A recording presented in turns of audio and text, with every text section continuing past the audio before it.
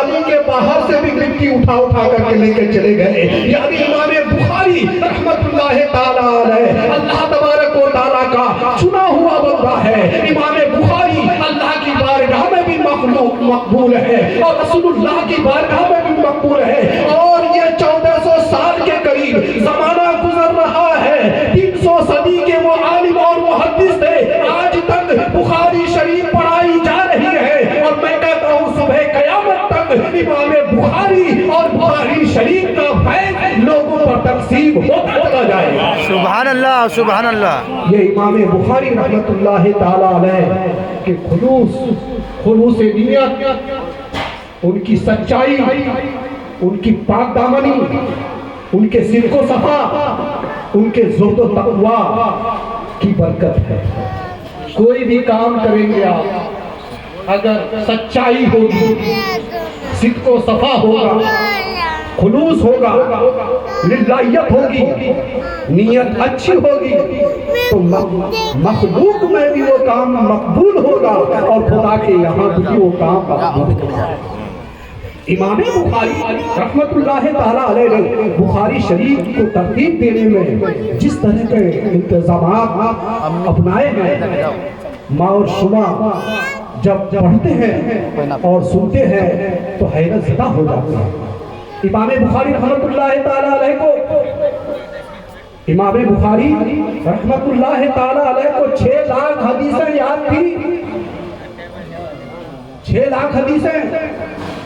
कुव्वत हाफ़िज़ा का मतलब आप समझ सकते हैं कि कुव्वत हाफ़िज़ा क्या है। और ये इमाम बुखारी इमाम आज़म के शागिर्द हैं। तो इमाम बुखारी की कुव्वत हाफ़िज़ा का ये आलम है, तो फिर इमाम आज़म की कुव्वत हाफ़िज़ा का आलम क्या होगा। इमाम आज़म के ताल्लुक़ से 2 लफ्ज़ सुन लीजिए। इमाम आज़म की कुव्वत हाफ़िज़ा का ये आलम था कि उनके उस्ताद का खुद बयान है, जो साल 2 साल 3 साल में कई नशिस्तों में हदीसें उनको पढ़ करके सुनाया करते थे और इमाम आज़म सुनते थे, तो एक ही नशिस्त में सारी हदीसों को अपने उस्ताद को सुना दिया करते थे।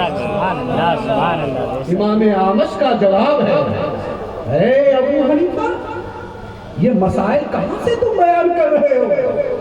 कहाँ से तुमने इस्तिखराज किया है? कहाँ से इस्तिंबात किया है? कहाँ से तुमको ये जवाब आ गए जो किसी ने जवाब नहीं दे सका? मेरे सवालों का ये मसाइल किसी ने हल न कर सके, तुम कहाँ से हल कर रहे हो? तो इमाम आज़म फरमाते हैं, हुजूर ये वही हदीस है जो मैंने आपसे सुनी है। सुन लीजिए, फला हदीस से मैं ये मसला बयान कर रहा हूँ, फला हदीस से इस मसले की तखरीज हुई है, फला हदीस से ये मसला की रिवायत हुई है, फला हदीस के जरिए से इस मसले को मैं बयान किया है। और जब उनके उस्ताद इमाम आज़म उन मसाइल को सुनते हैं, हदीसों को सुनते हैं, तो बरजस्ता कह उठते हैं, अंतुमुल अतिब्बा या माशरल फुक़हा, अंतुमुल अतिब्बा व नहनु सियादला। ऐ फुक़हाए किराम की जमात, तुम लोग डॉक्टर हो और हम लोग मेडिकल वाले हैं। तुम लोगों ने दोनों चीज को जमा कर लिया है। तुम लोगों ने हदीसों को पढ़ा भी है, हदीसों को गढ़ा भी है, हदीसों से मसाइल भी निकाले हैं, और हम तो सिर्फ हदीसों की रिवायत करने वाले। मेडिकल वाले का काम क्या होता है? नाम देख करके दवा दे देना, पर्ची आई दवा दे देना, दवाओं की हिफाजत करना, ये दवा फला जगह है, ये दवा फला जगह है। लेकिन बीमारी की तशखीस कौन करता है? डॉक्टर करता है। किस बीमारी में कौन सी दवा चलेगी, कौन सी दवा काम आएगी, ये डॉक्टर का काम होता है। तो जो फकीह होता है वो मुहद्दिस भी होता है, लेकिन जो मुहद्दिस हो तो कोई जरूरी नहीं है कि वो फकीह भी हो जाए। हज़रत इमाम आज़म अबू हनीफा रज़ियल्लाहु ताला अन्हु की कुव्वत हाफ़िज़ा का ये आलम था, और उनके शागिर्द के शागिर्द है इमाम बुखारी, जिन्होंने फैज़ हासिल किया है। इमाम बुखारी को 6 लाख हदीसें याद थी, और ये बुखारी शरीफ जो उन्होंने लिखी है 16 साल की मुद्दत में लिखी है। 16 साल की मुद्दत में लिखी है। कहाँ लिखी है? मक्का शरीफ में लिखी है। कहाँ लिखी है? हरम काबा में लिखी है। कहाँ लिखी है? खाने काबा के साए में लिखी है। कहाँ लिखी है? गुंबद खजरा के साए में लिखी है।